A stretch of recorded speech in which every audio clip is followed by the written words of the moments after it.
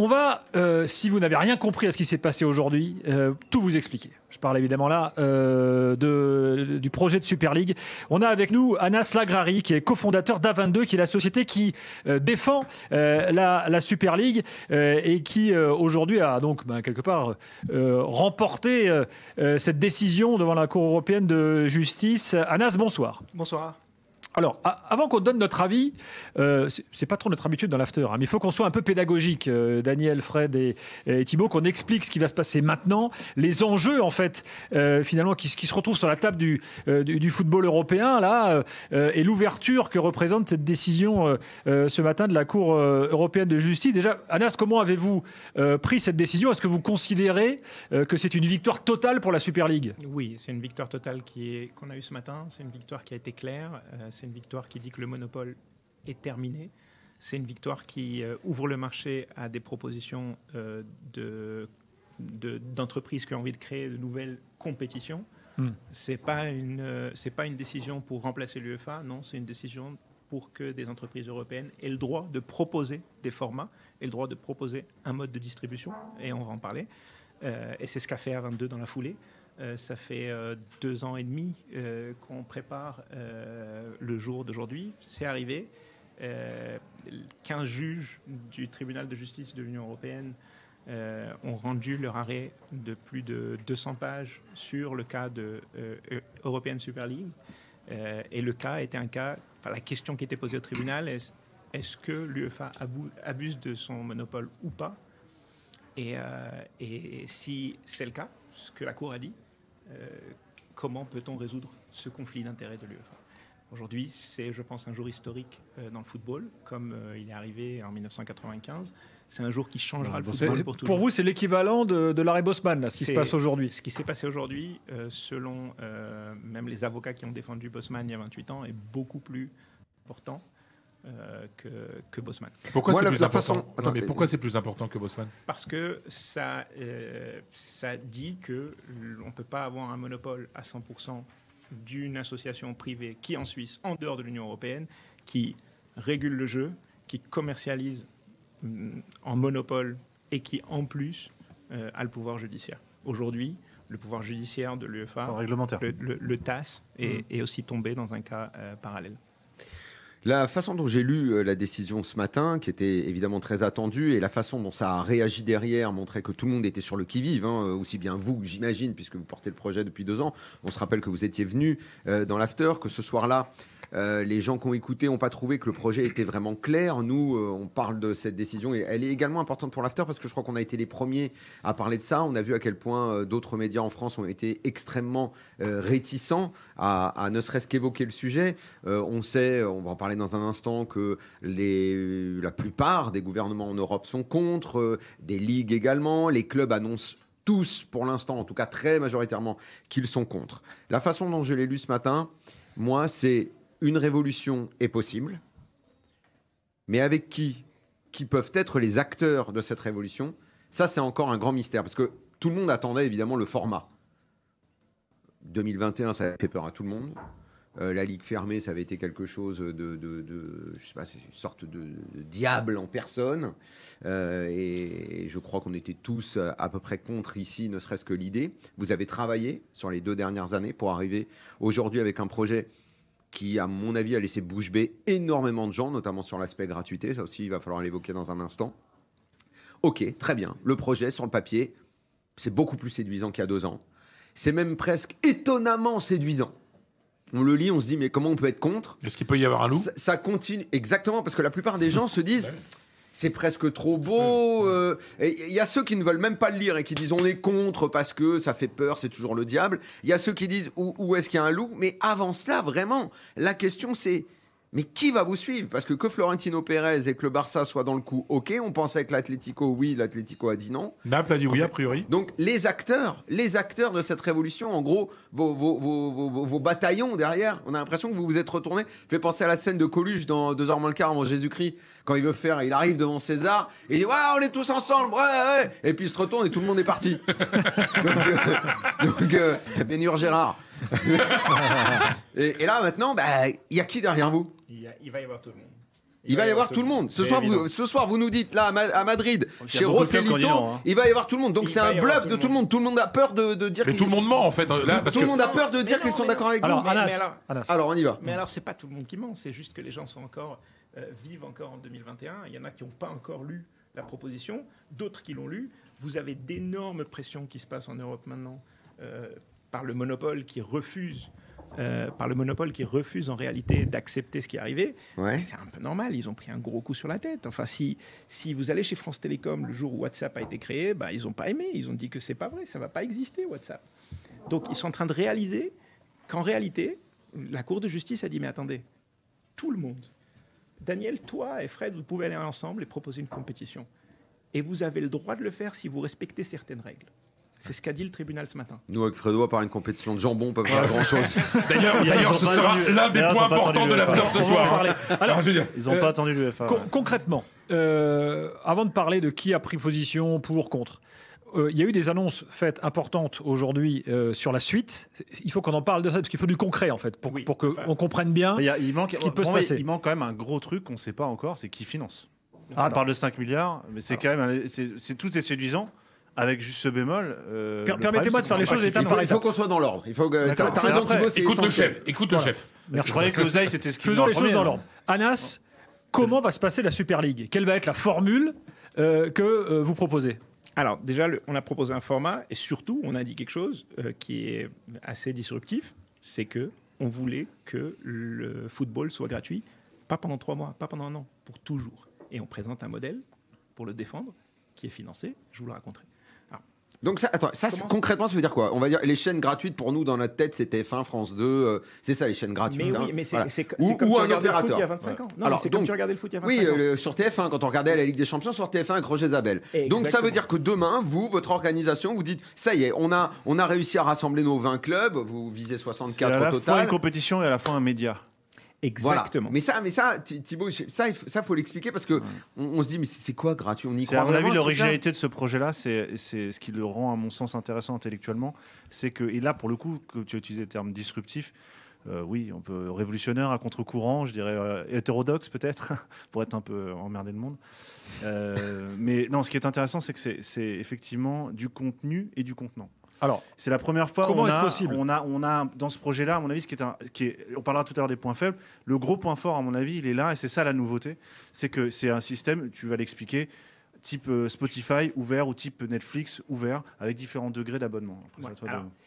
Totalement. C'est quelque chose qui, à 10 ans, était impossible, parce qu'il n'y avait pas la technologie pour. Parce que si on voulait mettre un match de football pour que 500 millions de personnes le regardent dans le monde, Internet passait pas. C'était pas possible. Donc on était obligé de passer par des satellites et on finançait ça en faisant payer les consommateurs de l'argent pour pouvoir financer tout ça, donner de l'argent au club. L'abonnement, quoi, ce qu'on appelle l'abonnement. L'abonnement. Alors il y a 25 ans, quand j'étais petit à la télévision, je regardais le foot gratuit. Je regardais le championnat. Moi, je suis du Maroc. J'ai grandi au Maroc. Je regardais le championnat espagnol le samedi soir et le championnat italien le dimanche après-midi. J'avais pas le choix. Il n'y avait que 2 chaînes de télévision. Je regardais ou le foot en réalité. Aujourd'hui, les jeunes d'aujourd'hui ont le choix et ont un énorme choix face à un match de football. Et en plus, voir un match de football aujourd'hui est inaccessible pour plein de familles. Ils ne peuvent pas voir le match parce qu'il est derrière ce qu'on appelle en anglais un paywall. Il faut qu'ils payent pour pouvoir regarder. Parce que c'est trop cher. C'est le modèle économique. C'est le modèle économique de la première ligue des années 90. Au moment où Sky fait ses sessions, un peu comme l'a fait la Super League maintenant, au moment où Sky fait ses sessions. Tout le monde le sait tout ça. Maintenant, comment est-ce que vous faites pour que ce soit gratuit? Comment le pognon rentre? Oui, j'en arrive. Et potentiellement, on peut avoir beaucoup plus de pognon qui rentre qu'aujourd'hui. Laissez-moi continuer. Donc, IPTV, tu en as parlé. IPTV, c'est un boîtier pirate. Beaucoup de gens regardent le foot en utilisant IPTV. On met de l'argent fou pour essayer de bloquer IPTV. Et vous savez ce qui se passe? Ils trouvent un moyen de détourner ça. Et les gens continuent à regarder le football dans IPTV. Qui d'ailleurs passe par Internet, IPTV. Qui d'ailleurs passe par Internet. Et puis, il y a des continents qui regardent le football sur IPTV. Donc, imaginez... Unify, qui est l'application, où vous pourrez voir tous les matchs de foot gratuitement. Combien de personnes, vous pensez, vont vouloir regarder un match de foot, si c'est gratuit, en mettant leur adresse email, en se connectant à une application? On peut jouer à ce jeu. Des centaines de millions de personnes. D'accord ? Aujourd'hui, vous avez des applications américaines principalement, il n'y en a qu'une seule européenne qui est Spotify, qui sont gratuites et qui génèrent, Instagram, 110 milliards d'euros. C'est juste des sommes extraordinaires. Google nous a donné un email gratuitement. On envoyait avant des lettres à la poste. Google nous a donné un email. Google, c'est 300 milliards d'euros. Meta, qui est le propriétaire d'Instagram, ou Google sont parmi les 10 entreprises les plus grandes au monde. Ça veut dire quoi? Ça veut dire qu'en fait, il n'y a pas besoin de payer un abonnement pour générer de l'oseille. Non, parce qu'elles génèrent de l'oseille. Ces gens-là sont gratos. C'est-à-dire c'est le nombre de gens potentiellement qui peuvent voir un match qui génère cet argent. Exactement, c'est ces gens-là qui le génèrent, parce qu'en réalité, Google fait 300 milliards, 100% de publicité. C'est ça. Ok. Et puis Netflix, qui était C'est-à-dire payant... que c'est pas ce que les gens payent, c'est ce qu'ils sont. C'est le fait qu'ils sont nombreux qui génère cette C'est aussi, Exactement. aussi les traces qu'ils laissent sur la toile qui leur permet de cibler la publicité, mais attention, oui. qui posent d'autres types de problèmes. Mais aujourd'hui, exactement, qui pose d'autres types de problèmes. Mais aujourd'hui, Quand c'est gratuit, c'est toi le pigeon, c'est l'adage qu'on exactement. c'est toi le produit. Mais aujourd'hui, Instagram a donné le choix aux utilisateurs en Europe notamment de payer 13 euros par mois et d'enlever la publicité. C'est aussi quelque chose qu'on va faire. On va donner le choix à l'utilisateur. Mais ce qu'on ne veut pas faire, c'est exclure des familles. Le gars qui veut moins de pub, il paye un abonnement. Exactement. Oui, c'est Instagram, ça se fait depuis quelques mois. Oui. Depuis quelques mois, Puis Instagram le je fait. crois qu'il y a un projet aussi où tu peux avoir plus de ralentis, plus de caméras. Exactement. Tu montes un peu ton expérience. Alors on le fera chez nous, c'est-à-dire que si vous avez envie de mettre juste la caméra derrière les cages au stade et de choisir votre caméra où vous êtes assis au stade, vous pourrez le faire. Et si vous avez envie de devenir commentateur de votre équipe préférée et d'avoir des followers comme dans Twitch, on pourra le permettre. On va offrir énormément de possibilités qui vont réellement connecter une communauté. Ça, c'est révolutionnaire dans la façon de vivre le football, là. Alors, en fait, si vous réfléchissez... Ça correspond à tel qu'il est consommé maintenant.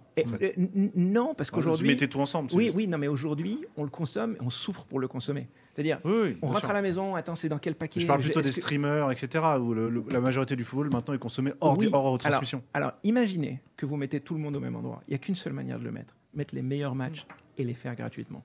Tout le monde viendra chez vous. Et une fois que vous avez ça a toujours été ma position. J'ai toujours défendu ici qu'il fallait faire un truc comme ça. Alors, je ne sais pas pour faire la pub parce que moi j'ai des réserves sur ce projet-là, mais je veux bien parler. sur ce plan-là, c'est effectivement, à mon avis, la première fois qu'on a un projet qui présente ça. Permettez, on enregistre ces informations là. On prend des coups dans la tronche. Franchement, c'est assez. Pour une fois qu'il y a un truc qui est gratuit. Limite, j'ai envie qu'on me les répète 3 fois les choses pour être bien sûr voilà l'aspect gratuité. De capter quoi. Maintenant, on va parler de la formule. On fait une petite pause, on revient dans quelques instants. On va parler de la formule. Comment ça va se passer? Longoria ce matin a parlé d'une ligue fermée. On sait que c'est une erreur de dire ligue fermée. Il faut expliquer au plus grand nombre la formule de la Super League. Ce sera dans quelques instants. Et qui dit pause, Fred dit croquetas. Petite anecdote, lors du match Betis Gérone de tout à l'heure, il y a eu une banderole déployée. Enfin, tout le monde prend position ici en Espagne. Oui, bien sûr. En gros, en fait, ils sont tous, à part le Real et le Barça, ils sont tous contre la Super League. Et au début du match, les joueurs et les arbitres, ce qui était un peu étonnant quand même, les joueurs de deux équipes plus les arbitres. Après, les arbitres, ils obéissent à tes bases, peut-être. Voilà, non, les arbitres, à la Fédé. Ah, c'est la les arbitres, c'est la Fédé. Mais bon, c'est pareil. Et donc, ils se sont tous mis devant un panneau. Et en fait, c'est un peu le slogan qu'on entend depuis ce matin, qui est Ganatelo nel campo. Ça veut dire gagne ta place pour l'Europe, en gros, sur le terrain. Toujours avec ce fantasme que la Super League, c'est un truc fermé où vont que les riches. On va en parler. Avec Anas Lagrari, toujours avec nous, cofondateur d'A22, donc la société qui porte le projet Super League depuis plusieurs années maintenant. Juste pour finir sur cet aspect gratuité, il y a beaucoup de questions. Là, on nous demande, oui, mais est-ce que ça va être la porte ouverte à la pub partout, tout le temps, même pendant les matchs, comme ça se fait, par exemple, en NBA, en Amérique du Sud, par exemple, le commentateur dit ce coup franc vous est offert par Pepsi, tu vois, avant que le mec tire le coup franc. Nous, on n'est pas trop habitués à ce genre de choses-là. Non, ça ne va pas être ça. Il faut bien sûr préserver le football. Ça peut être par contre un banner en bas de votre écran si vous regardez sur la télévision où il y a des publicités qui passent pendant que vous voyez votre match. Il y a tellement de pays où c'est déjà le cas. Ouais. En Italie, je crois que c'est le cas. En Italie, il y a Est-ce sur certaines chaînes, oui. Le format des matchs va changer? Parce que je sais qu'il y a beaucoup de débats sur les jeunes peuvent ça fait regarder peur, 90 minutes. Est-ce que vous pensez à faire des cartons? Mais non. En fait, tout le monde essaye de confondre en disant on va changer le foot, on va le tuer. C'est Florentino Pérez qui l'a dit lui-même que les gamins ne pouvaient pas tenir 90 minutes devant un match. Il l'a dit en 2021. Oui, mais par contre, si on leur offre le football sur une app où quand ils ne tiennent pas, ils font autre chose, mais ils ont le résultat qui leur dit mais attends, reviens voir le match, ça va être différent. Aujourd'hui, on les met devant une télévision et puis ils doivent regarder la télévision pendant 90 minutes. Mais s'ils ont en plus de leur télévision, une app qui est connectée, qui leur permet de parler avec leurs copains en regardant le match. Je sais pas comment ils font. Un copain qui est dans une autre Ouais, maison. c'est de la science-fiction. Mais non, mais c'est pas de la C'est pas science-fiction. possible. mais- Ton cerveau, au bout d'un mais moment, écoutez, il mais oui, vrille, en fait. c'est comme si en 1995, je te dis, on va avoir une vidéoconférence sur un téléphone.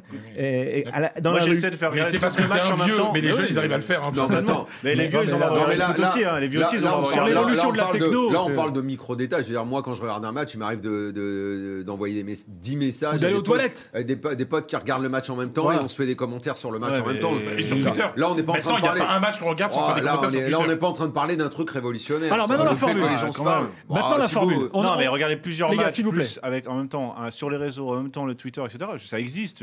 Mais bien sûr que je le dis pas techniquement- simplement. J'ai que les On vieux qui s'était mis regardent à d'accord l'ancienne. avant. Pédagogie Oui, d'abord, d'accord, avis c'est C'est pas ensuite. ça qui me. Bon. Il me lance aussi. Il me lance, Daniel. T'es obligé de répondre. Tiens, mange un petit Ah, peu de ouais. viande qui vient d'arriver. Tu viens de- Non, mais il est incroyable parce que ça envoie les brochettes. Non, mais non, mais Parce que l'émission le dans coup un resto. On n'a pas le droit de le faire On normalement. avait mais là, déjà c'est fait une émission dans un exceptionnel. resto, mais pas avec Exceptionnel. la bouffe qui arrivait pendant l'émission. Ça, c'est. Tu vois, on Ouais, dit Richard Disson, Ça, c'est attention, concept, Richard hein, Disson. franchement, c'est attention, concept. le coup franc vous est offert par Pepsi, mais ici la viande Ah, mais la est viande, offerte elle par est Rossellito. C'est la exceptionnelle. viande est offerte par Exceptionnel. Rossellito Bon, pendant s'il vous que plaît. tu fais une phrase, t'as un truc qui arrive, c'est. Revenons à nos moutons. La formule, Anas. Quelle va être cette formule? Nous, on connaît tous donc les formules format Coupe d'Europe. Là, voilà, on les maîtrise bien parce on les vit, tout. Là, qu'est-ce que vous avez annoncé aujourd'hui? Est-ce que vous pouvez le répéter ce soir? Oui, bien sûr. Alors déjà, il y a une vidéo qui le résume en 2 minutes 30 et tout le monde peut le voir. Il y a un format masculin et un format féminin qui sont ouverts. Je pense qu'en 2 minutes 30, tout le monde le comprend. Contrairement au nouveau format suisse, et on peut essayer de parler pendant 1h30, je ne pense pas qu'on puisse l'expliquer. Alors, je vais essayer de l'expliquer. Le format qu'on propose aujourd'hui, c'est un format en 3 divisions. Une première division de 16 équipes, une deuxième division de 16 équipes et une troisième division de 32 équipes. Dans la première division et la deuxième division, c'est des groupes de 8, donc 2 et 2. Et dans la troisième division, vous avez 4 groupes de 8. Et donc, dans un même groupe, on va jouer des matchs aller-retour, contrairement à ce qui va se faire dans le prochain format UEFA, où il n'y a plus de matchs aller-retour. On va jouer contre toutes les équipes d'un même groupe, contrairement à ce qui va se faire dans le nouveau format suisse, où on va être 36 dans un même groupe, mais on ne va pas jouer tout le monde. Et puis, donc ça fait 14 matchs de saison régulière. Les 4 premiers de la première division, les 4 premiers de la deuxième division dans chaque groupe joueront des quarts de finale en match aller-retour. D'accord. Demi-finale, Match match aller-retour à aller-retour. l'ancienne, quoi, comme on Match aime. aller-retour à l'ancienne, comme Ouais, du vrai ok. foot. Et puis une finale dans un endroit neutre. Alors Avec un système de montée-descente, donc j'imagine, entre les divisions. Alors, la première division s'appelle la Star League, la deuxième division s'appelle la Gold League et la troisième division s'appelle la Blue League. Les 2 derniers des 2 groupes de Star League seront relégués automatiquement en Gold League. Les 2 finalistes de la Gold League iront en Star League. Ça fait des demi-finales de folie parce que celui qui gagne la demi-finale va en première division. Et ça fait une file intéressante parce qu'on gagne un trophée. Et puis, c'est la même chose dans la Blue League. Les 2 finalistes, ça fait des demi-finales aussi de folie, vont passer. Donc là, on parle Maintenant, de 64 équipes. Hein. 64 équipes. Maintenant, comment on est connecté aux ligues, championnat. aux championnats nationaux? Alors, on joue dans les mêmes dates que la Champions League et donc on change rien Mardi, du tout au mercredi. calendrier européen. Mardi, mercredi. On joue les mardis, mercredis. On joue pas le week-end.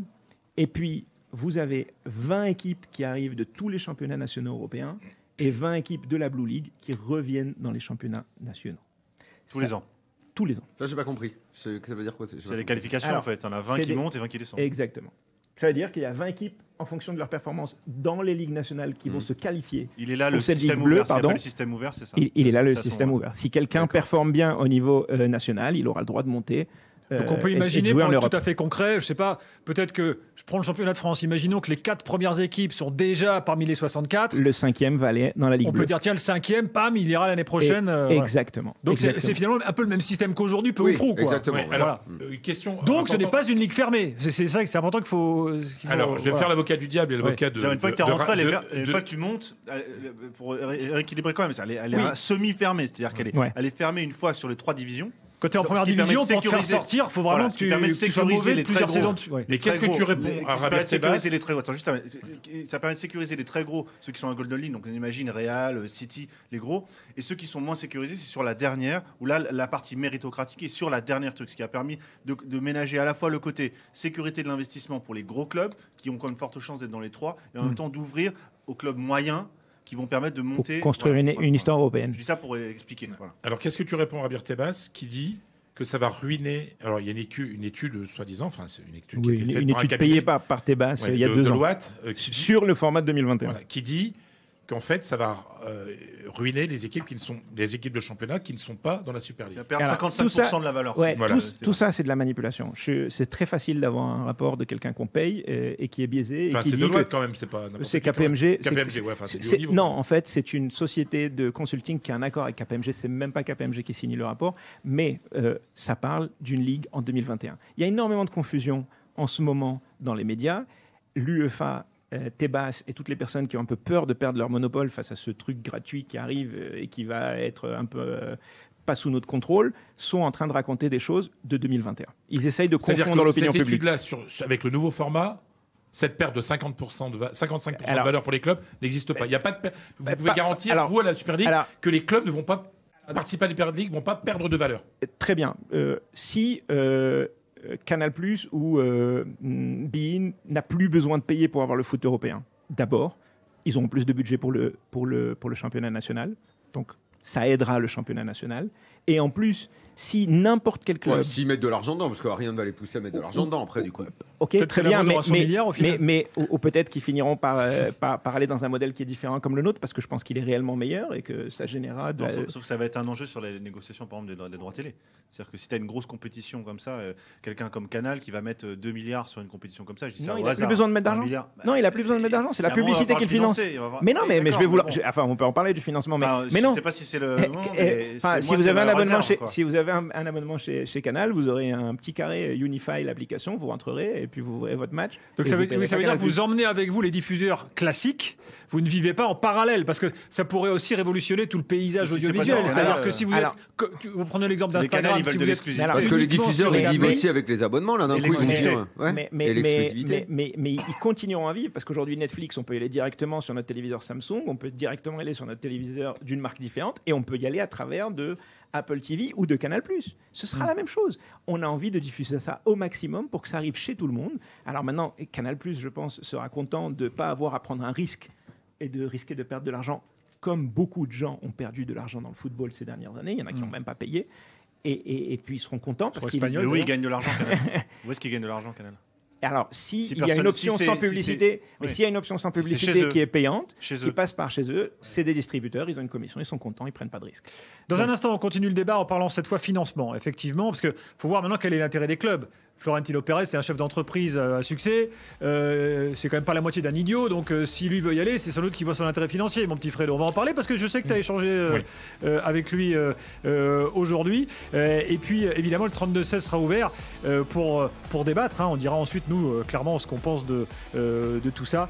On est à Madrid jusqu'à minuit. On est venu, je le rappelle, à Madrid pour parler foot espagnol. Et aussi parce que le centre névralgique de la Super League, je le rappelle, il est ici. Anas Lagrère est toujours avec nous, cofondateur d'A22, donc la société qui défend la Super League. Parlons maintenant pognon. Prenons un gros club européen qui est en place tous les ans en Ligue des Champions, qui parfois se fait éliminer, parfois va un peu loin, et qui donc a un revenu important, parce que revenu droit télé, revenu partenariat. Quel est son intérêt à venir à la Super League? Est-ce qu'il va forcément gagner plus? Alors déjà, pour prendre le risque d'aller sur une plateforme qui est donnée, qui est distribuée gratuitement à tous les fans, c'est logique de se poser la question, est-ce qu'il y a un risque que je ne gagne pas d'argent pendant les prochaines années et que je ne puisse pas payer mes joueurs? Pour répondre à cette question, on a un minimum garanti pour les clubs qui garantit les mêmes revenus que ce que donnent aujourd'hui les compétitions européennes. Et donc ce, pendant 3 ans. On parle à peu près de 15 milliards Vous leur d'euros. promettez pas plus, vous leur promettez au moins autant. Non, c'est un minimum, c'est une garantie. S'il y a plus d'argent, eh ben, l'argent sera réparti entre eux et les investisseurs, ce qui est un peu logique parce qu'il y a un investisseur qui prend un risque. Ils croient au potentiel de la plateforme et ils pensent que ça peut générer beaucoup plus que ce que génère aujourd'hui le marché. On peut en parler, c'est des chiffres qui sont très, très, très faciles à comprendre. Aujourd'hui, les 4,4 milliards que promet l'UEFA viennent en réalité à 70% de 5 pays. Parce que c'est là où les gens payent le plus pour la télé. Les Américains ne payent pas encore beaucoup. La Chine, je crois que c'est 5 millions d'euros. L'Indonésie, c'est 15 millions d'euros. C'est ridicule ce qui vient de ces pays-là. Il y a des pays où ça ne se vend pas, il n'y a que de la piraterie. Et donc, quand ils font les chiffres et qu'ils regardent les audiences qu'il y a, ils comprennent immédiatement que ça va générer, en changeant complètement de modèle, beaucoup plus d'argent en finançant ça avec la publicité. Notamment avec les pays émergents, donc. Notamment avec les pays émergents. C'est des pays qui regardent beaucoup le football. D'ailleurs, ça a un angle très intéressant sur la solidarité, et on peut en parler. On pourra savoir qui regarde le foot, et dans les pays où on regarde plus de foot et donc qu'on génère plus de revenus de publicité, il devrait y avoir un pourcentage qui reste dans ce pays. Si en Angola, on regarde beaucoup de football et que la plateforme monétise depuis l'Angola, ce serait juste de voir un pourcentage de cet argent qui reste en Angola à développer le football de l'Angola. On pourra en reparler. Quelle est tu parlais tout à l'heure de garantie. Qui garantit les 3 premières années C'est des fonds américains et des fonds européens. Des fonds d'investissement. Oui, c'est des fonds d'investissement qui Des connaissent fonds bien le monde de la capital technologie.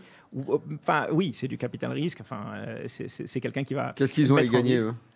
Et ils ont à y gagner que si ça génère plus, ils vont gagner plus d'argent. Donc, Et ça, vous les avez déjà? on les a déjà, oui. Et ils Combien sortent de du garanties bois vous quand? avez Combien vous avez de garanties? On a les 15 milliards, 5 milliards par an pendant 3 ans. Et à quel moment, c'est la question que je risque de poser plusieurs fois ce soir, c'est à quel moment les gens vont sortir du bois, et notamment ces fameux fonds d'investissement? Alors déjà, il faut que tout le monde comprenne ce qui se passe, parce qu'aujourd'hui, on a vu des gens donner leurs opinions sur un modèle qui est d'il y a 2 ans. Ils n'ont pas compris qu'on a un format qui est complètement ouvert. Ils n'ont pas compris qu'il y a une plateforme et un champion européen qui peut réellement créer des emplois en Europe et qui peut concurrencer des géants américains. Mais une fois que les gens vont comprendre ça, je pense que l'opinion va énormément changer. Une fois que les fans vont comprendre que ce n'est pas une blague de 3 mois et après je vous prends 99,90 €, que non, c'est réel, que ça va être pour toujours, je pense qu'il y aura une prise de conscience. Les gens en ont marre de payer pour le football des prix prohibitifs. Les gens en ont marre de devoir aller chercher où se passe le match.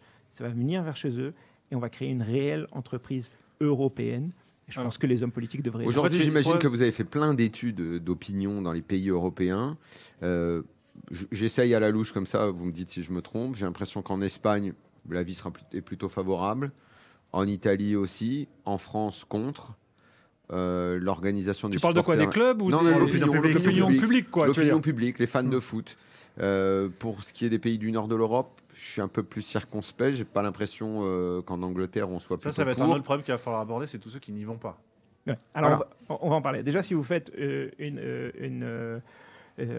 un sondage et que vous demandez est-ce que vous voulez payer pour le football ou avoir le football gratuit, je pense que la réponse est évidente. On n'a pas eu besoin de faire de sondage. Oui. C'est 100%. Avec l'option de payer sans publicité, c'est 100%. Maintenant, on a fait des sondages sur est-ce que vous voulez avoir un futur européen qui est réel. Tous les pays qui souffrent aujourd'hui de championnats nationaux, qui se voient dépassés complètement par la Première Ligue et par l'argent qui vient de l'extérieur de l'Europe, sont pour.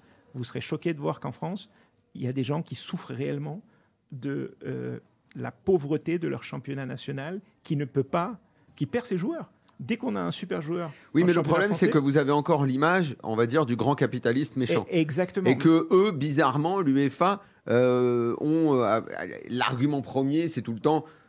c'est le fric pour le fric. C'est le diable. Oui, Comme si l'UEFA et la FIFA étaient des vertueux en matière d'oseille, que l'argent ne les intéressait pas. Je veux dire, mais quelle fable ont dans la tête ces gens-là quand ils parlent de l'UEFA et de la FIFA aujourd'hui, quand on voit que Séphérine est devenu presque un laquais. Beaucoup, quand même.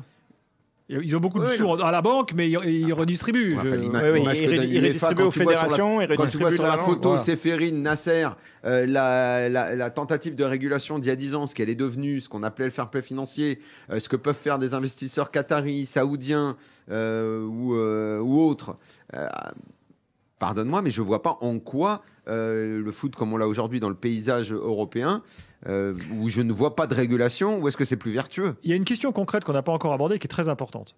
Est-ce que la Super League a vocation à se substituer à la Ligue des Champions, c'est-à-dire à finalement la faire disparaître, parce que on a l'impression que ces deux compétitions-là, et dans quel délai? C'est impossible de faire vivre les deux. C'est les mêmes jours. Écoutez, avec le système de qualif dont on parle, les dates, les deux, c'est impossible. C'est soit l'un, soit l'autre. Si les équipes y vont...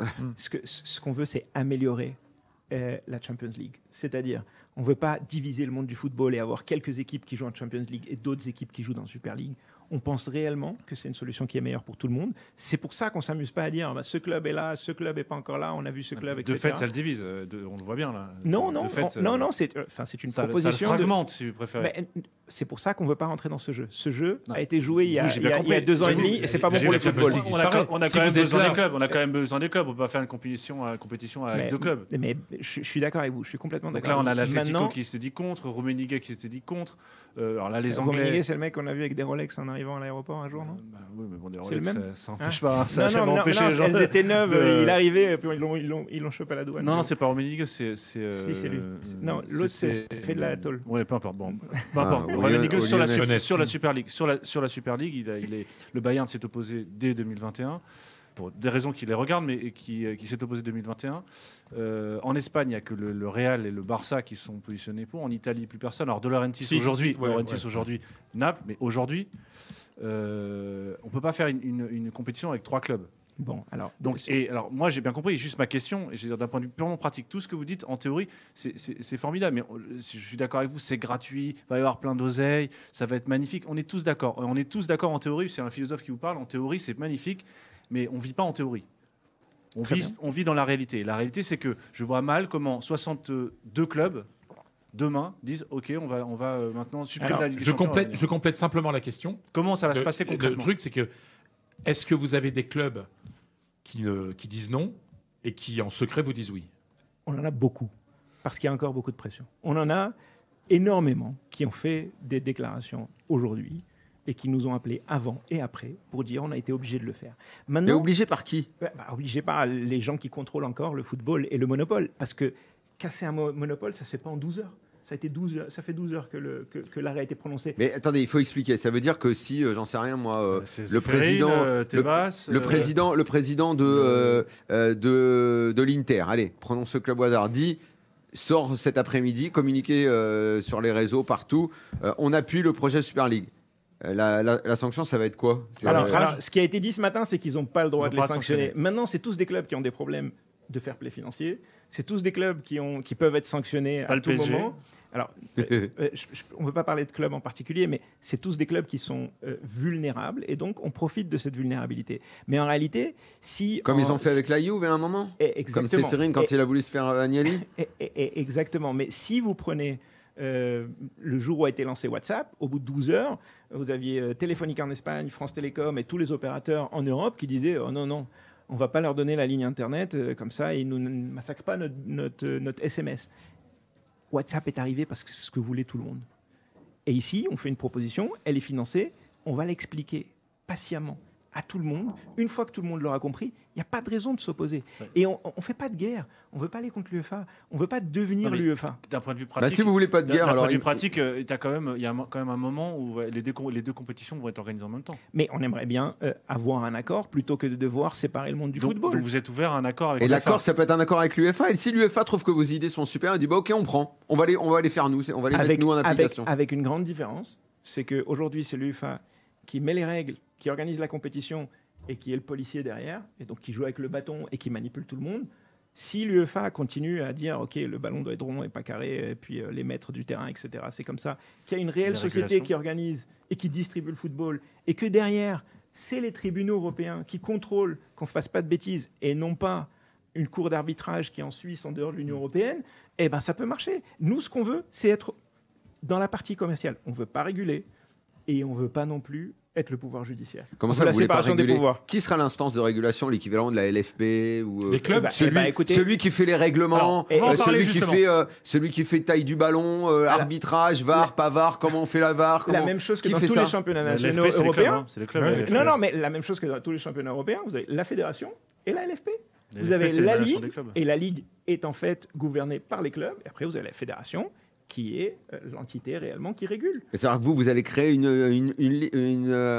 bureau de contrôle, un bureau de la Ligue, un bureau de la Super League. Ce que la Cour a dit ce matin, c'est que n'importe qui pouvait organiser une compétition et que si l'UEFA respectait ses règles, il pourrait être régulateur. Donc il faut qu'il... le problème, c'est que les règles sont définies par l'UEFA. C'est ce que dit l'arrêt, c'est-à-dire qu'il faut que ce soit l'UEFA qui fixe les règles pour les concurrents. Alors, ce qui est un peu subtil, parce qu'on voit mal l'UEFA fixer des règles favorables à ses concurrents. Non, alors attention, ce que dit l'arrêt, c'est que ça doit être des conditions égales pour tout le monde, non discriminatoires. Ils sont quand même assez guidés dans la manière de faire les règles, et puis on leur dit que ça ne peut pas favoriser leur compétition. Or, aujourd'hui, l'UEFA est sorti, a dit non, mais on a changé en 2022. Alors, si je vous donne à lire le règlement de 2022, il est assez marrant parce qu'il y a écrit très clairement personne ne pourra organiser une compétition qui va faire concurrence à la Champions League. C'est clairement interdit. On continue le débat dans quelques instants. On va se appuyer maintenant sur ces questions juridiques. Là. On va avoir avec nous dans un instant un avocat spécialiste en droit du sport pour continuer le débat. Et ensuite, on prendra vos appels au 32-16. Évidemment, il y a beaucoup de messages ce soir d'appels de fans de foot qui veulent comprendre avant de se positionner finalement. Donc le débat continue dans l'after. Ici en direct de Madrid. À tout de suite. Anas Lagrari avec nous, toujours cofondateur d'Alan 2. Touriste culinaire, pour ce qui me concerne. Un touriste jambonnier. On a avec nous Michel Poteau, qui est avocat spécialiste en droit du sport. Bonsoir, maître. Oui, bonsoir, messieurs. Bonsoir. Merci d'être avec nous. C'est intéressant d'avoir votre vision là, de ce qui s'est passé aujourd'hui. Restons sur le plan du droit, c'est votre domaine. Est-ce que de votre œil à vous, une Super League aujourd'hui, comme nous l'explique là brillamment Anas depuis tout à l'heure, est tout à fait réalisable après l'arrêt de ce matin, plausible, ou est-ce que vous voyez encore des barrières qui restent là sur le chemin de la création de cet événement? En fait, je dirais que cet arrêt qui a été prononcé ce matin a 2 points. Le premier point, c'est que tout d'abord l'arrêt n'aborde pas la compatibilité du projet de la Super League avec les principes du traité en communautaire. Ça, c'est le premier point. Le deuxième point, c'est le plus important, c'est que l'arrêt de la Cour de justice fait voler en éclats le protectionnisme. L'apport de cet arrêt, c'est d'interpréter les règlements des fédérations, donc la FIFA et l'UEFA, vis-à-vis du droit communautaire de la concurrence. Il faut savoir que le droit communautaire de la concurrence est un des piliers de la construction européenne. La concurrence, c'est, au même titre que la libre circulation des travailleurs, un pilier, de la construction de l'Europe. Et donc, pour schématiser et pour faire clair, le marché commun en Europe est supposé garantir une concurrence libre, loyale et non faussée. Il ne doit pas y avoir d'abus de position dominante. Et c'est justement ce qu'a rappelé la Cour de justice. Elle a dit très clairement que les règles de la FIFA et de l'UEFA ne sont pas conformes à ce droit de la concurrence. Donc la Cour a censuré de façon nette et précise les fédérations qui ont imposé d'une part le fait de demander une autorisation préalable pour créer une nouvelle compétition et qui ont menacé de sanctionner ceux qui iraient vers ce nouveau projet de compétition. Donc la Cour de justice a remis dans le jeu le droit de la concurrence, dont les principes sont posés par les traités fondateurs de l'Union européenne. Donc c'est-à-dire les fédérations internationales, et c'est pour ça qu'elles ont été condamnées, doivent respecter ce droit de la concurrence. Donc aujourd'hui, je pense que c'est quand même une défaite, entre guillemets bien sûr, du mouvement sportif, et cela peut ouvrir la voie à de nouvelles compétitions. D'ailleurs, je pense que les compétitions fermées ou semi-fermées, ne sont pas forcément mauvaises, on a beaucoup d'exemples dans le monde du sport. Par exemple, quand nous avons le tournoi de rugby des 6 nations, c'est un tournoi fermé, ce sont les mêmes équipes qui les disputent, et c'est un gros succès. Le deuxième exemple, nous avons. Je ne sais pas si on peut comparer, maître, si je puis me permettre, parce que je vois pas qui d'autre on va mettre dans le tournoi des 6 nations en Europe, en l'occurrence. Non, mais c'est un exemple qui existe, quoi. On a aussi, le cas de la NBA, aux États-Unis. Pour les spécialistes, la NBA, c'est le plus grand championnat du monde. C'est une compétition fermée. Donc, je pense que c'est excessif de dire il ne faut pas faire des compétitions fermées, parce que je pense que pour savoir si c'est bon ou si c'est pas bon, il faut les organiser. Il faut voir ce que ça donne pour voir si c'est un succès ou pas. Alors, les exemples autre point important, du tournoi maître. des nations et de la NBA, montrent que ces compétitions fermées sont un grand succès. Qu'en sera-t-il aujourd'hui des organes de régulation? Est-ce que comment par exemple voir maintenant toutes les questions de fair play financier, de régulation du jeu, sur qui le va plan, payer les arbitres? Qui va payer? Ça pose quand même plein de questions. Vous, en droit, comment est-ce que vous voyez ces questions-là? Ces questions-là, ça devrait être abordé, entre guillemets, par les organisateurs de cette nouvelle compétition. Mais l'UEFA peut continuer à être régulateur. Ce qui a sauté, on a compris, c'est le monopole d'organisation de l'UEFA. Mais est-ce que son rôle de régulateur des compétitions, c'est-à-dire les règles du jeu, l'ensemble des règles du jeu... Ah non, mais là... Est-ce que l'UEFA peut réguler aussi la Super League, en quelque sorte? c'est-à-dire, à mon avis, je pense que l'UEFA, à mon avis, devrait annoncer, à mon avis, hein, c'est mon opinion personnelle qui n'engage que moi, peut-être qu'il va y avoir une annonce d'un nouveau, de nouveaux formats de compétition au niveau européen du football, en fait. Hein. Ah bah là, il y en a un qui est prévu pour la rentrée, là. Là, en fait, ça fait un jour, entre guillemets, en fait, quoi, l'arrêt était prononcé aujourd'hui, donc en fait, on va attendre les réactions, en fait. Hein. Donc, je pense que l'UEFA va peut-être annoncer une nouvelle réforme de ces compétitions. En fait, c'est pas inenvisageable. Merci, maître Michel Poteau. C'était intéressant d'avoir votre avis d'avocat sur la question. Bonne soirée, à très bientôt dans l'after. Mais je pense que cet arrêt, c'est quand même une défaite du mouvement fédéral, comme l'a été l'arrêt Bosman, en fait. Hein. Bon, effectivement, on le mesure également comme ça de notre côté. Merci à vous. Il a plutôt bien cadré pour Maître Poteau. Oui. Ok. Effectivement, ça c'est cadré. Merci Daniel. Merci. Quoique le poteau ne fait pas partie du cadre. Quand tu les frappes sur le poteau, ça compte pas de cadré. Bizarrement, c'est bizarre. Moi, je considère que c'est cadré. Mais C'est sur le cadre, techniquement. C'est techniquement sur pas le cadre. dans le cadre. Question concrète également, Anas. À quelle date ça peut commencer ? Est-ce qu'il y a un échéancier, un calendrier déjà qui existe ? Écoutez, on a envie que ça commence le plus tôt possible parce que c'est vraiment une super compétition et c'est vraiment quelque chose qui améliore la vie de tous les fans dans le monde qui vont pouvoir voir des super matchs et vivre dans une plateforme en tant que communauté, connectée avec leur club. On n'en a pas parlé. En réalité, si un club sait qu'il a des fans qui ont regardé tous les matchs de la saison, il peut aussi les inviter à voir des matchs. On va pouvoir savoir qui regarde et qui suit quel match et on va pouvoir connecter un club avec ses fans et on va pouvoir connecter les fans d'un même club entre eux. Il y a eu un exemple au basket. Il y a eu une année au basket, il y a eu deux entre guillemets Super League. Au moment où l'Euroleague est arrivée, il y a une Ligue des Champions qui continue à exister. Le Real Madrid. Voilà. Et il y a eu comme ça une saison un peu chaotique où en fait les clubs se sont partagés entre deux grandes compétitions. Le modèle privé dans le basket est tout à fait accepté, ça passe nickel. Ça, c'est une possibilité ?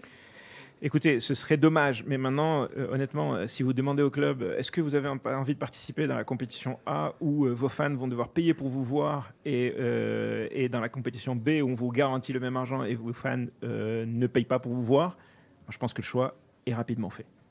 L'idéal, c'est de se mettre tous d'accord, de ramener cette plateforme et de voir les meilleurs matchs européens gratuitement et pouvoir être connecté. Il y a une issue probable. J'ai l'impression que ça va finir par un accord, en fait. Un scénario probable où il y a un accord. Écoutez, on a toujours voulu dialoguer. On l'a dit depuis le premier jour. Et on s'est toujours reçu une déclaration de guerre. Il y a un scénario probable où l'UEFA finalement fait un OTT, ce que vous voulez faire.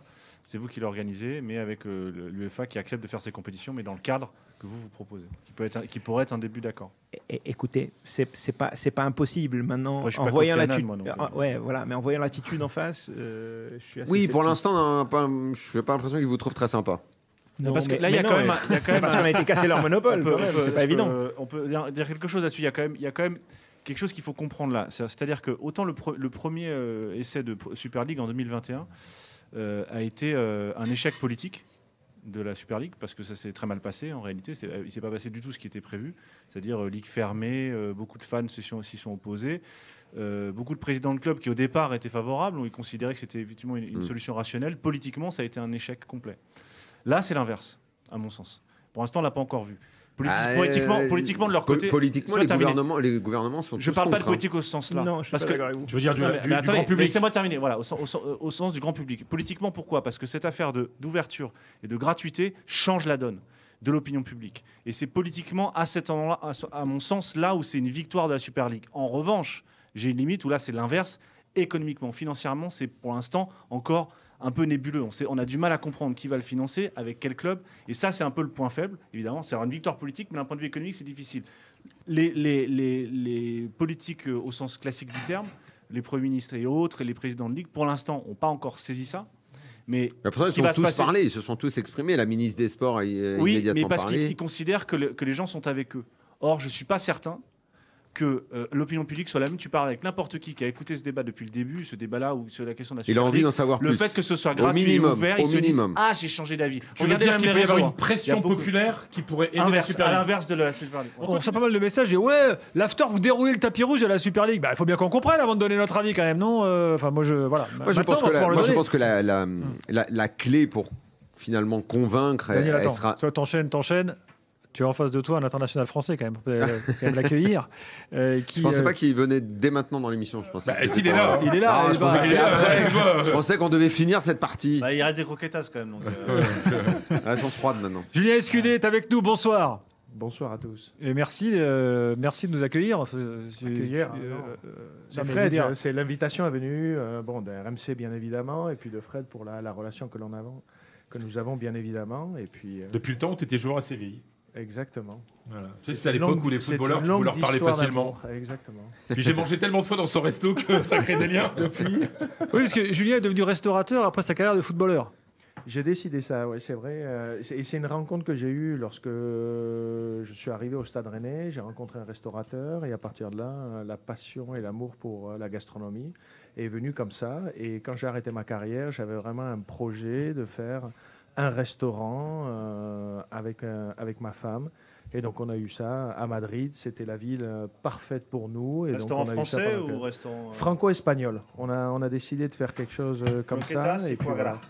Foie gras, jamon, il y avait un peu de tout, mais voilà. Et on a reçu beaucoup de journalistes, de passionnés du football, et on a passé de bons moments, et ça a été une super expérience pour moi. Alors, dans l'after, depuis des années, j'ai mes deux gars, là, l'italien et l'espagnol, et ils se mettent sur la tronche sur « c'est moi qui ai le meilleur jambon ».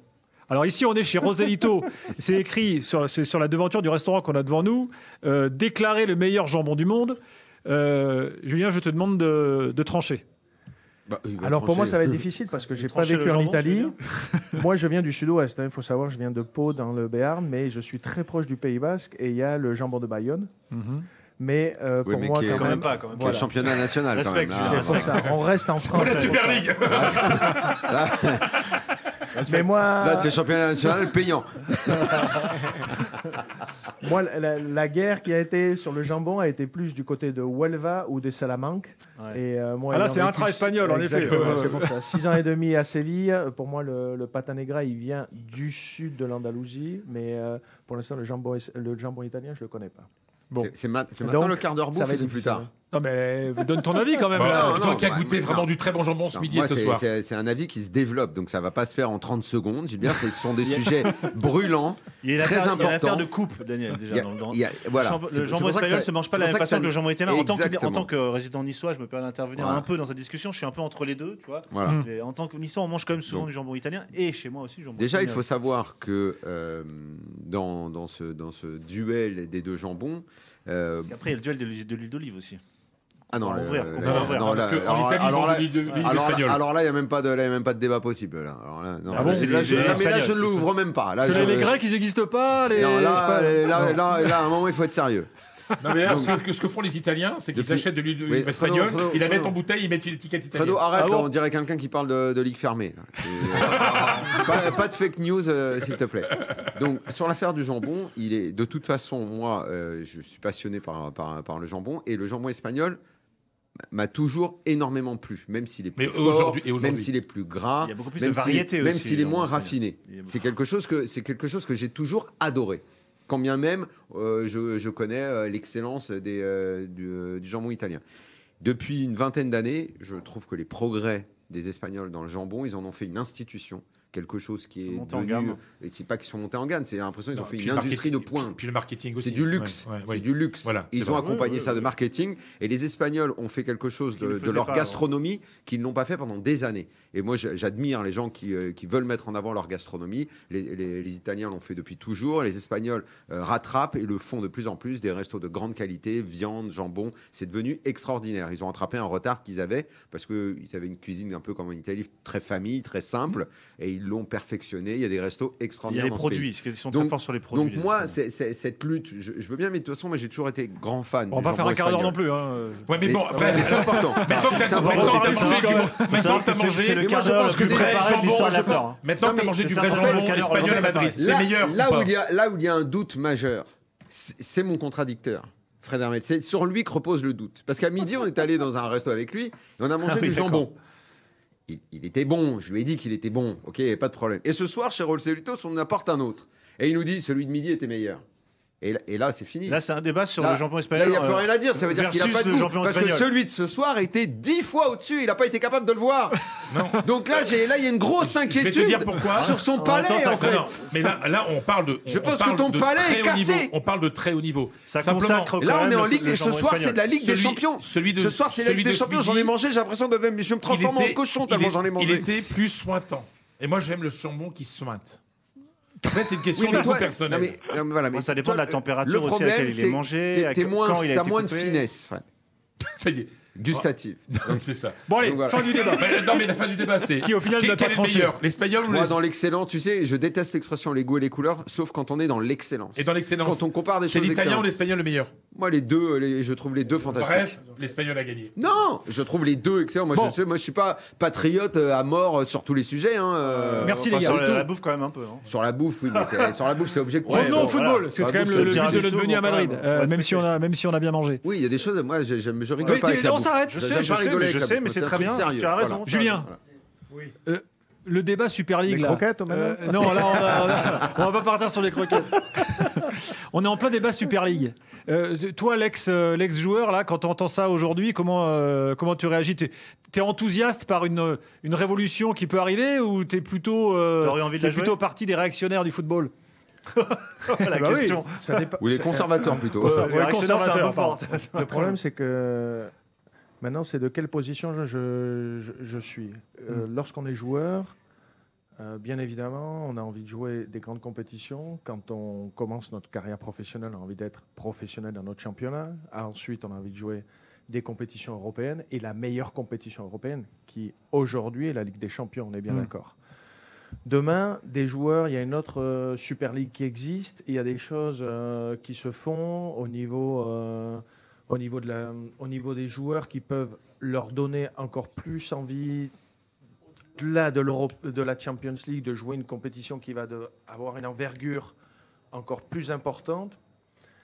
En tant que joueur, je pense que la Champions League a depuis des années réellement un patrimoine et travaillé depuis des années.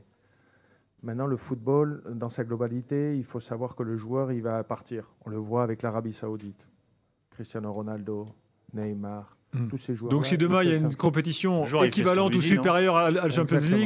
League, les joueurs vont suivre. Non, mais si le Donc- président a dit donc- tu vas jouer à la Super League, le joueur il va jouer à la Super League. Il va pas dire ah bah non, je voudrais jouer avec des C'est champions. pour ça, si pense, on ouais, est du non. côté des joueurs, si à un moment donné on leur donne 3 fois plus de salaire, si on leur dit Ouais. que c'est la meilleure championnat du monde, le joueur il va suivre ce qu'on lui dit. Hmm.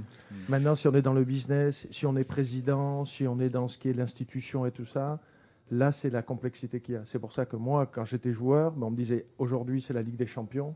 La meilleure compétition du monde, c'est jouer la Ligue des Champions et gagner la Ligue des Champions pour ton palmarès et en tant que joueur. C'est là qu'il faut jouer. Demain, c'est la Super League. Demain, c'est des stades de 60 000. Demain, c'est le Bayern Munich, c'est Manchester City, c'est le Milan et tout ça.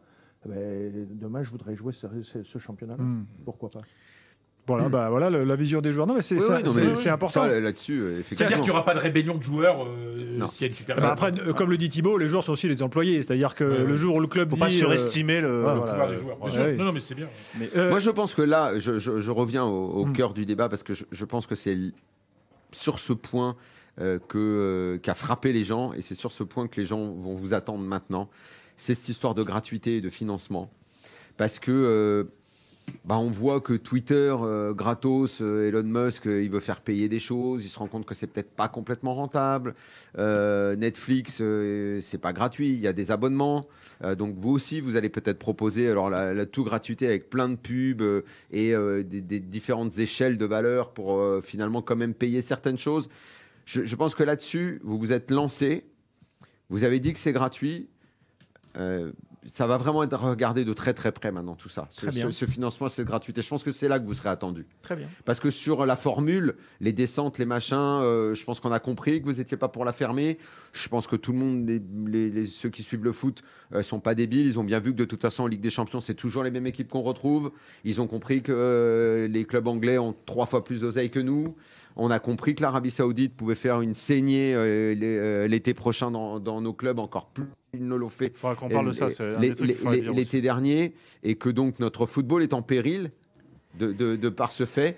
Donc votre formule, on se dit, si c'est pour apporter quelque chose, pourquoi pas, on veut bien y aller. Mais vous avez avancé des choses, maintenant il va falloir être à la hauteur de ça. Alors, je vais vous donner des chiffres, parce que je pense que les auditeurs ont le droit à cette information. Mais quand vous allez dans les chiffres qui sont publiés de géants internationaux comme Meta, qui a plus d'1 milliard de personnes qui utilisent leur réseau, Facebook, quoi. ils monétisent plus de 5 euros par utilisateur en moyenne. Ça inclut les gens qui l'utilisent très peu et les gens qui l'utilisent beaucoup en Europe. Ils monétisent 20 euros par mois aux États-Unis. Si vous prenez Netflix, qui offre une offre avec publicité qui est 10 euros moins chère, ils gagnent plus quand ils offrent l'offre avec la publicité que l'offre payante. Quand vous allez chez Spotify, qui génère 4 fois plus que la Champions League avec une version gratuite, il y a des chiffres. On a des rentabilités qui diminuent. Spotify, Oui, c'est très bien, mais les chiffres du football, depuis 2 ans, ça ne fait que baisser. Non, Facebook, c'est beaucoup investi parce que le problème, c'est quand tu es gratuit, tu es obligé ensuite d'investir beaucoup pour être sans arrêt à la pointe. Mais la différence de Netflix, c'est qu'ils sont obligés d'acheter du contenu, obligés de produire des films. Il y a d'autres personnes qui produisent des films. Ici, si vous avez le meilleur football, Netflix, c'est 230 millions d'utilisateurs. Si vous avez tout le football au monde, on en a parlé avant, si on est vraiment mauvais, c'est 300 millions. Si on est vraiment mauvais, c'est comme Netflix. Alors faites 300 millions, multipliez ça par 5 euros par mois, ça vous donne des chiffres qui sont astronomiques. C'est ça qui fait que les investisseurs croient vraiment en ça. La difficulté, c'est l'usine à gaz. Ça vous frôlez l'usine à gaz. C'est-à-dire que si vous faites une compétition qui va être vue dans le monde entier, sur tous les marchés, il va falloir vous adapter à chaque marché parce que les annonceurs ne sont pas les mêmes, parce que les politiques... Aujourd'hui, tout est automatique. Tout est automatique aujourd'hui. Ouais, d'accord. Il y a des robots qui font ça. Quand vous êtes sur Instagram, vous êtes au Brésil ou vous êtes en France, c'est les algorithmes. Vous en faites pas. Il y a des moteurs qui font ça. Le football est éminemment politique, il y a éminemment d'enjeux émotionnels locaux. Tu ne peux pas tout automatiser. La Champions League, ce n'est pas Facebook. Je comprends que le modèle économique soit intéressant, mais il y a une particularité du football qui est liée au territoire local. Tu continues à avoir des loges pour les entrepreneurs du coin, tu continues à avoir des mecs qui travaillent pour la c'est quand même. On parle que de la télévision, on parle pas des stands. Oui, mais t'es acteur à partir du moment où c'est pas un problème. Je dis simplement que sur le papier, je répète, c'est très séduisant, mais je trouve que d'un point de vue pratique, je crois à mon sens, moi, ce que je pense vraiment, c'est que je pense que ce projet n'arrivera pas, mais ce qui va arriver, c'est un intermédiaire avec l'UEFA qui va être obligé un accord. Oui, je l'ai dit tout à l'heure. C'est la seule chose qui me semble humainement possible, parce que sinon, l'usine à gaz continue à faire quelque chose concurrent à l'UEFA dans le monde entier avec des annonceurs particuliers. Je comprends que ce soit séduisant, mais j'ai peur que ce soit un peu ambitieux dans la mesure où vous êtes organisateur de compétition, vous n'êtes pas Facebook, vous n'avez pas des serveurs dans le monde entier. Il y a des gens qui font ça pour vous. Non, il y a des géants de la publicité qui font ça pour vous. Je sais bien, mais et en réalité, si vous avez un site internet que plein de gens consultent, eh ben, il y a des annonceurs qui vous payent, vous en faites pas, vous pouvez générer. Vous n'avez pas besoin vous-même de parler au téléphone avec l'annonceur et lui dire ah tiens j'ai un banner pour un utilisateur. Tous les ans, à chaque fois qu'on change d'opérateur, par exemple en France, on a à chaque fois sur toutes les premières journées des problèmes de connexion. Les gens n'arrivent pas à avoir le direct. En plus là, le direct est décalé. C'est-à-dire que maintenant, quand vous regardez un match dans un immeuble, vous avez le but qui arrive dans l'immeuble d'avant. Et ça, c'est qui est un des problèmes. Maintenant, il n'y a plus d'instantanéité en réalité. Le streaming fait qu'il y a certains qui le voient à plus 2 minutes, l'autre à plus 10 secondes. Plus 2 minutes. Ouais, plus 2 minutes, c'est qu'ils sont vraiment mauvais. Ça dépend en fait. Ça dépend de la bande passante. Ça dépend de plein de choses. Donc, ce que je veux dire, c'est qu'il y a des enjeux techniques et des enjeux économiques qui vont au-delà de purement la pensée magique de dire on va mettre Internet à tout le monde et tout le monde va avoir la super. Effectivement, ça peut paraître très beau, mais ça fait un an qu'on travaille sur la technologie derrière. Effectivement, c'est possible. J'ai été choqué dans mes premières réunions aux États-Unis chez les gens de la tech de recevoir la réaction. J'ai posé la question est-ce que c'est possible de faire un streaming à 1 milliard de personnes en même temps dans le monde et qui puisse marcher? Et on m'a répondu est-ce que tu veux la réponse courte ou la réponse longue? J'ai dit, la longue. Peu importe, la longue. Non. La réponse, c'était, OK, je commence par la réponse longue. On n'est pas en 2007. La réponse courte, oui, c'est possible. Et on me l'a démontré. Donc aujourd'hui, la technologie existe. Il ne faut pas avoir peur du progrès. C'est ambitieux. Il y a des serveurs qui sont là. Ils sont efficaces quand ils répondent, les Américains. En même temps, tu viens avec un projet comme ça. De toute façon, en business, on te dit, tu dis jamais non. Hein. Mais la tu réalité, dis toujours oui. Pose une question, oui, c'est possible, pas de problème. la réalité, c'est qu'ils Ils n'ont ont pas peur du Ton progrès. jambon, il est bon, il est super bon. Mais pourquoi WhatsApp, c'est une entreprise qui est née en Europe, mais qui est partie aux États-Unis? Parce qu'ils n'ont pas peur du progrès. Il ne faut pas qu'on ait peur du progrès. Parce qu'ils n'ont pas peur de prendre des risques là-bas. Anna Oui, mais Sagrari, faut qu'on les merci prenne. beaucoup d'avoir pris le temps de nous expliquer tout ça. Merci. On Merci. a pas mal de réactions au 32-16. On va prendre Grégory dans quelques instants. Et puis, on va parler ensuite foot espagnol. Parce Voilà, que on en est qu'au début, finalement. On va profiter de la présence toutes ces de Julien pour discussions et rentrer tous dans ces les débats, mine de détails rien. du Parce que là, foot espagnol. on attend des réactions en chaîne de tout le monde du foot maintenant. Adrian Ruiz Mediavilla nous rejoint. Adrian, bonsoir. Bonsoir, buenas noches. On est ravis de t'avoir Qu'est-ce parce que on a besoin de parler foot espagnol avec des vrais Espagnols. Parce qu'on avait un ch'ti là pendant 20 ans qui nous a raconté le foot espagnol. Depuis Madrid, là voilà, on va pouvoir rentrer dans du concret. Si j'ai menti pendant 20 ans Voilà. ou pas. Soit tu nous as mitonné pendant 25 ans sur toutes les histoires du foot espagnol. On va voir ça dans quelques minutes. On va d'abord conclure sur la Super League parce qu'on a beaucoup d'appels. Grégory au 32-16 est avec nous. Grégory, bonsoir. Bonsoir. Bonsoir. Grégory, tu Bonsoir. as dû écouter attentivement donc les explications là, concernant cette future éventuelle compétition. Est-ce que tu as été convaincu ou pas du tout? Alors, en partie, sur le concept, même sur le concept de la gratuité, je vois un peu la logique et je comprends pourquoi, en fait, du coup, la Division 1 n'a que 16 clubs. C'est pour créer que des gros matchs et justement pour faire un engouement assez énorme. Mais en fait, ça, pour moi, c'est la grosse faille, c'est cette division à 16 clubs. Je m'explique. Souvent, les exemples qui sont donnés, c'est la NBA, etc. L'objectif des clubs, c'est d'avoir une sécurité économique. Or, justement, cette formule apporte une grande insécurité économique au club. Imaginons que je suis l'Inter de Milan. Qu'est-ce qui m'apporte le plus de sécurité? Le système d'aujourd'hui, où j'ai 38 matchs pour faire partie du top 4 italien. Et si je rate cette année, j'ai encore 38 matchs l'année d'après pour être dans le top 4 italien et toucher le jackpot de la Champions League. Ou alors, et 38 matchs répartis tout au long de l'année, donc si je rate mon début de saison, je peux quand même m'en sortir. Ou alors, 14 matchs pour être dans le top 14 européen et ne pas être relégué. Et ces matchs ont lieu jusqu'à janvier.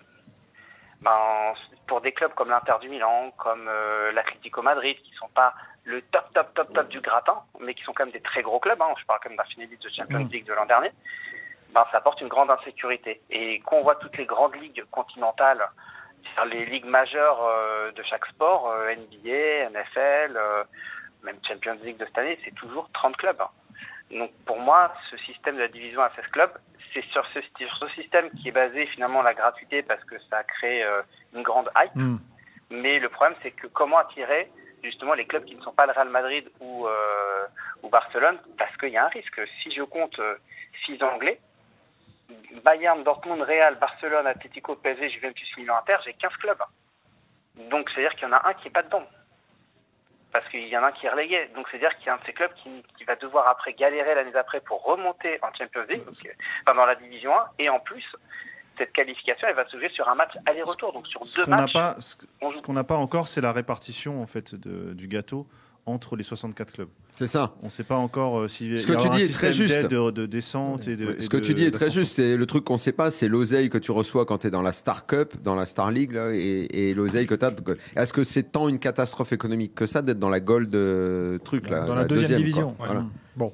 C'est ça en fait. Il y a aussi beaucoup de C'est un peu la même aujourd'hui comme quand tu vas en Europa League et quand tu vas en Ligue des Champions. Quand tu vas en Ligue des Champions, tu as un pactole grosso modo de 50 millions. Quand tu vas en Europa League, c'est un équilibre touches que dalle. qui est difficile à trouver entre d'un côté la sécurité juridique et économique pour les grands clubs qui sont les têtes d'affiche et en même temps une certaine imprévisibilité, un imprévu un peu qui rend possible et rend crédible la compétition. Et donc le fait d'avoir 3 divisions comme ça avec des montées descentes donne de l'intensité, mais en même temps ces 3 divisions qui sont faussement ouvertes, fermées quoi. Elles sont fermées, mais simplement elles sont fermées entre elles et elles sont ouvertes en dessous. C'est la 3e qui est ouverte. Donc c'est une sorte de compromis. Ouverte par la cave en quelque sorte. Ouverte par la cave. Tu rentres par la cave. Voilà. Ce qui fait que quand tu es en haut, tu as quand même peu de chances que tu redescendes. Beaucoup de réactions de gens quand même qui se questionnent. Je prends un message sur Direct Studio là qui arrive. De toute façon, on se questionne tous là. On est tous dans la télépolitique, c'est que l'opinion est en train de tourner là. Arrêtez de nous prendre pour des dindons. On nous vend une ligue fermée il y a 2 ans. Maintenant, elle est ouverte. On nous dit que c'est gratuit. C'est toujours la même histoire. Au début, c'est gratuit, puis après, ça ne l'est plus. On n'est pas des naïfs. Oui, mais à un moment, c'est signé. Je veux dire, si le concept est vendu que c'est pas fermé, ils vont pas, tu vois, ça changer en cours de route. C'est ouais, pas voilà. possible. Légalement, Une fois que ce sera fait, ce sera fait. On a Ronan Evin avec nous, avant de basculer définitivement vers le foot espagnol. Ronan, qui est déjà venu dans l'after à plusieurs reprises, hein, et qui est le représentant des supporters au niveau européen, directeur exécutif chez Football Supporters Europe. Bonsoir Ronan. Bonsoir.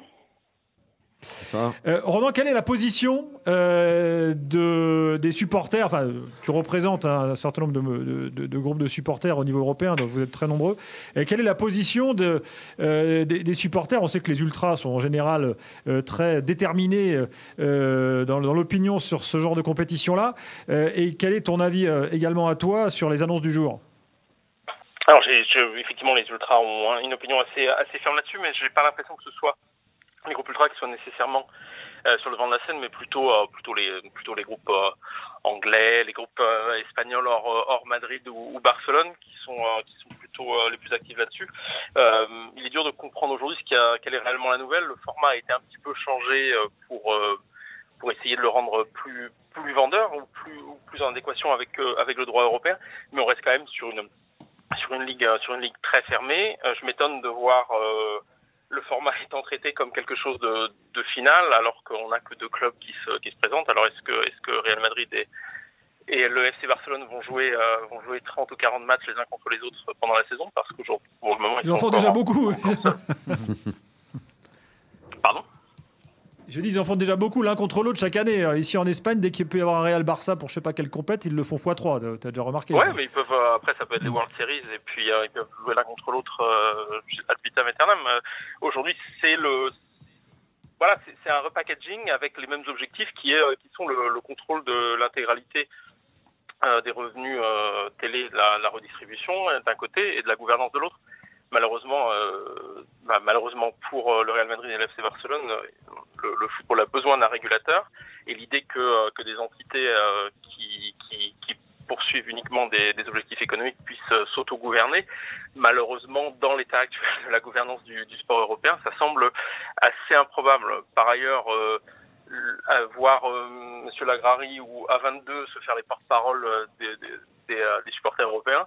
S'il y a 2 endroits en Europe où c'est particulièrement pénible de se rendre en tant que supporter visiteur, c'est bien Barcelone et le Real Madrid. Et se dire que les supporters européens vont confier les clés du camion à ces 2 clubs, c'est hautement improbable. Maintenant, il y a quelque chose qu'on note à chaque fois, c'est que de toute façon, les supporters, pour on va dire la partie organisée dans les tribunes où il y a des tifos, et même sans tifo d'ailleurs, à chaque fois que démarre un match de Ligue des Champions, il y a une tradition de la fronde dans les groupes de supporters contre toute organisation vue toujours comme des machines à fric.